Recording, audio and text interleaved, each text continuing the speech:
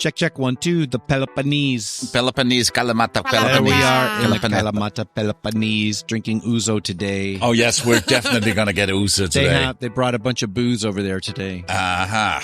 Okay, we ready? We are ready. Welcome to Travel Matters, the official podcast of TBEX. Here are your hosts, the radio vagabond Palabo and TBEX CEO Rick Calvert. Welcome back to Travel Matters. It's day 2 of the conference. We've just completed the opening keynotes, and now, Rick, we're ready for day 2. Ready for day 2. And yesterday, when we were speaking to Martin, you talked about with him because you both have long hair, and you pull up the hair in a bun or a ponytail, and you've let your hair down today. Is that a signal that it's day 2? It's day 2. It's a little more casual. We're all cutting loose. Yeah, I don't have that much to work with. Yeah. Okay. Yeah, well, you've let the beard grow another day. Another day, yeah. So we're going to be talking about Hamburg now. We're joined by Jessica Schmidt from Hamburg. Good morning, Jessica. Thanks for coming. Hello, good morning. Guten Morgen. Good morning. Wie geht's? Thank you so much for having me. Mir geht es sehr gut. Sehr gut. Yes. And in Hamburg we say mojn. And mojn sounds a little bit like good morning. We see that in southern Denmark. Yes. And, but in Hamburg you say mojn like hi. So you can say it even in the nighttime. And Yeah, that's kind of like the Italian ciao.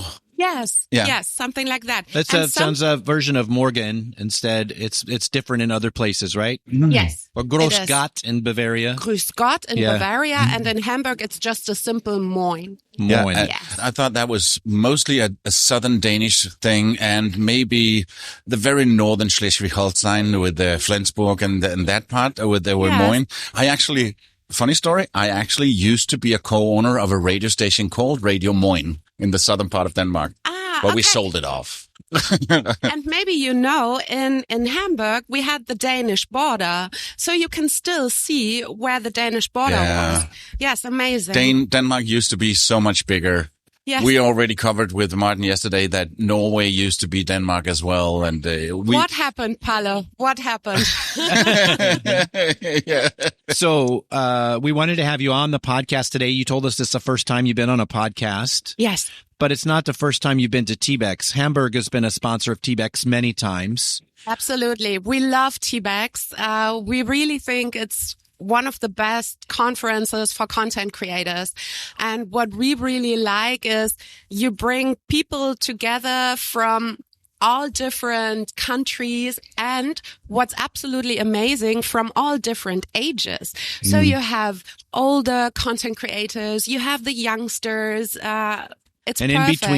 in between. Yes. Yeah. And this is really good for us because we don't only want to address the young and crazy hipster content creators. We also have so much to offer in Hamburg for the silver surfers. And that's why we really appreciate your conference. So you work with a variety of conference directors in Hamburg as well then. Not only just here at TBEX, but throughout the year. Yes, we do. So you said that TBEX is one of the best conferences. So here's the money.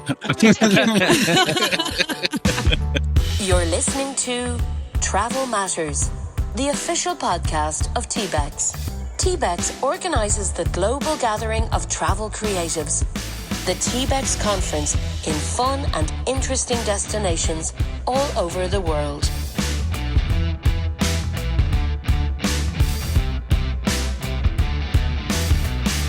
So how long has Hamburg been working with creators and influencers? We started really early, so it started in 2014, and I'm part of the team since 7 years now. So since 2017, I'm part of this team, and Hamburg really focused very early on content creators.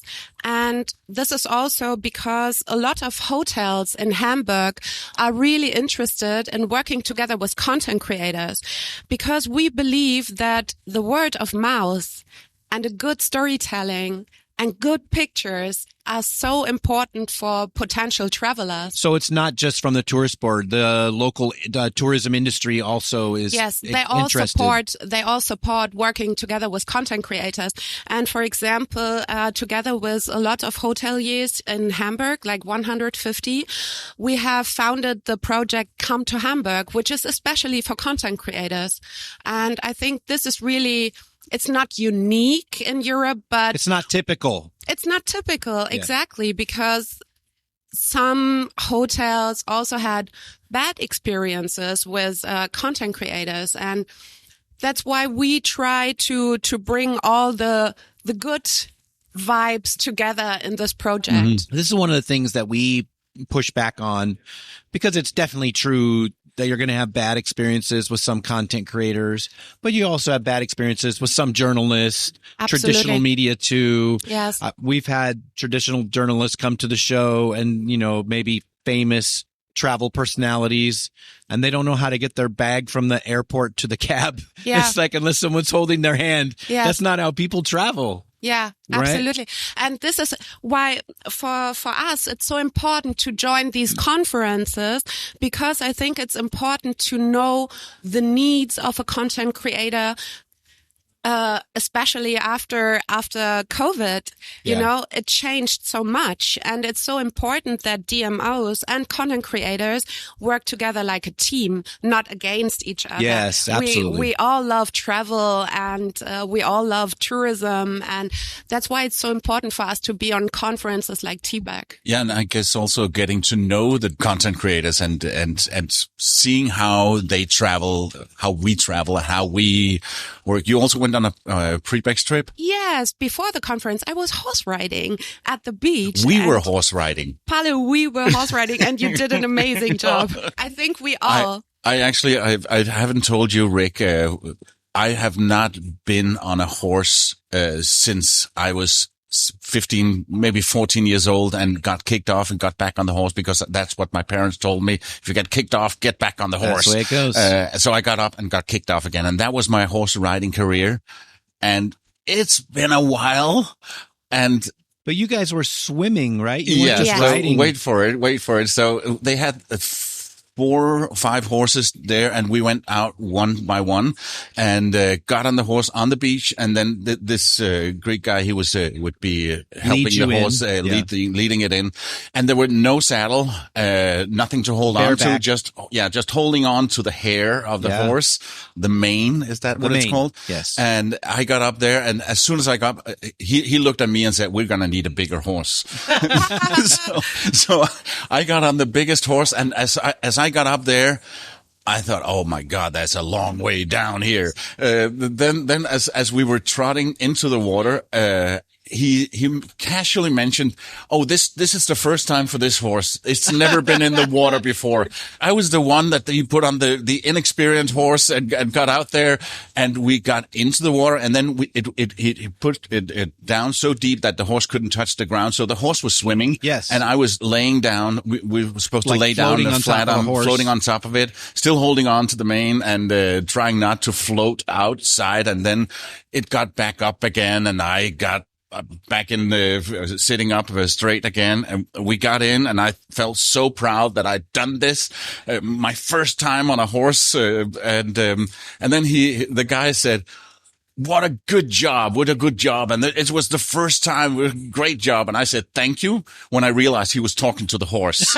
Yeah. And it was so funny. I should have known when he was high-fiving, and not high-fiving me, but high-fiving the horse, and the horse went. Yes. And it was so cool, because you were the only one who didn't know that this horse was never swimming in the ocean before. So we all knew it. We all knew it. And you were on this big black horse. Did you all have the video waiting for him to fall off? There are plenty of videos now. Oh, don't show that to anyone. That was not a pretty sight.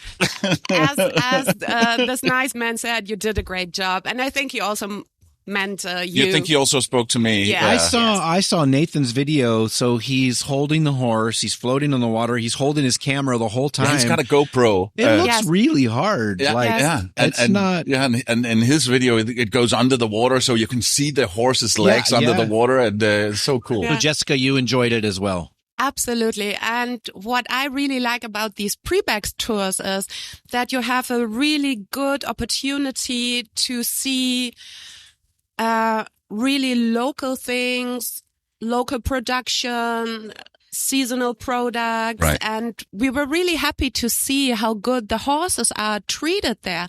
And they go every day with the horses swimming because they use it as a body therapy for the horses. Yeah, he said something about was it 5 minutes in the water is like an hour riding? Training. Yeah. Yes, and this is really what I like about these pre-BEX tours. I grew up with horses. That's definitely a thing. They have special swimming pools for horses. So when they get injured, to rehabilitate them, or for exercise, it's really good exercise, and horses love it. Exactly. Exactly. Yes. So it was a really, really good day. And what was the most best thing about it is that the whole group, we were all smiling so much. And now we say, we are the horse group forever. We stay forever, horse friends. And that's how you make friends. I'm very jealous of you guys. I really would. I would have loved that one. Yeah. When you go on a trip like you guys did, just for the day, like you said, we're horse friends forever. Or it could be we're wine friends forever, or olive oil tasting friends forever, right? You really bond with people. Yes. You may come in as strangers, but you share that experience. Yes. And you have that forever now. Yes. And it's more than building a network. Yeah. So for us, we go to these conferences for sure to make a network and relationships. To build it up. Yes.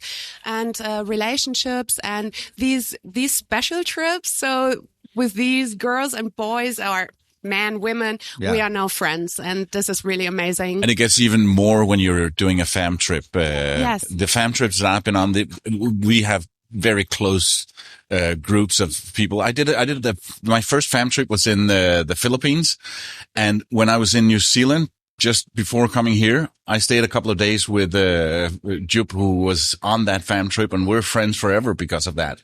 And that was in 2016. Wow. So to bring this back to work, when you meet the creators here and even get to go on a trip with creators here, you get to know them.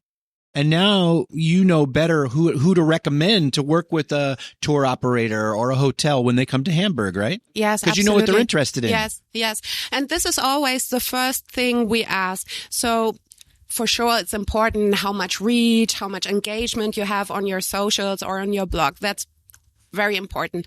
But for us, the most important thing is, what are you interested in? So we always ask, what would you like to cover about Hamburg? And when they say, I don't know really, then we say, but you know your followers best. And first of all, the most important thing is that you really enjoy Hamburg, that you have a good time here. And we help with so many tips and vouchers, and we create really events for the content creators. But it's also very important that they show us their interest in the city. And so you know what to recommend. Yes. So I think transparency is the key word for both sides. Yes. Mm. So, Rick, you have not been to Hamburg? Not yet. I've been there more times than I can even remember. And as we were talking about just before we started recording, Hamburg is so much more than just the party district of Reeperbahn, and it's so much more. Tell me a little bit, or tell Rick a little bit about what people can experience when they get to Hamburg. When they get to Hamburg. Okay. So first of all, I think maybe you all heard of it. It's the Elbphilharmonie. It's 6 years old now. But this is our new concert hall. And the Elbphilharmonie has a very interesting history, because when they started to build it, it took longer and longer, and more money and more money. And sounds like the Opera House in Sydney. That's all things do. Yes, or the airport in Berlin. And so the Elbphilharmonie, since it opened up, it had a great change, and now the people love the Elbphilharmonie. It's our new landmark. So this is very special to see it. So if you haven't been there recently, You have something new for people. I have not seen that. Yes, you should come, Paolo. Yeah. You are always welcome in Hamburg. You know that. Thank you. And what I really like is that you have a lot of outdoor possibilities. So we have...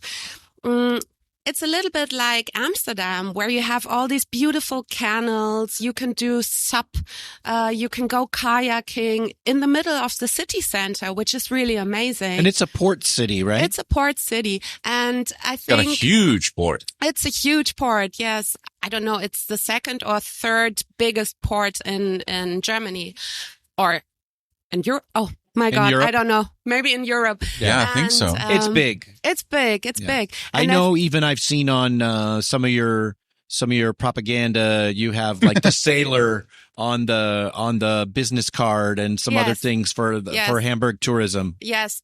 So yes, we absolutely identify with our port. So for sure. I said propaganda specifically because you use that word in Germany, right? For like brochures and things like that. Propaganda. We say PR or advertisement. I swear to you, when I talk to German destinations at ITB, they go, "Well, would you like some propaganda?" And they give me the stuff. Right? Okay. Yeah. Okay. Yeah. Then I learned something new. But I guess you don't do that in Hamburg. Yeah, I don't know. Okay. Yeah. And so you have a lot of outdoor opportunities, but you also have really nice museums. Very good restaurants and bars. So I think in Hamburg, you can really experience good food, good drinks.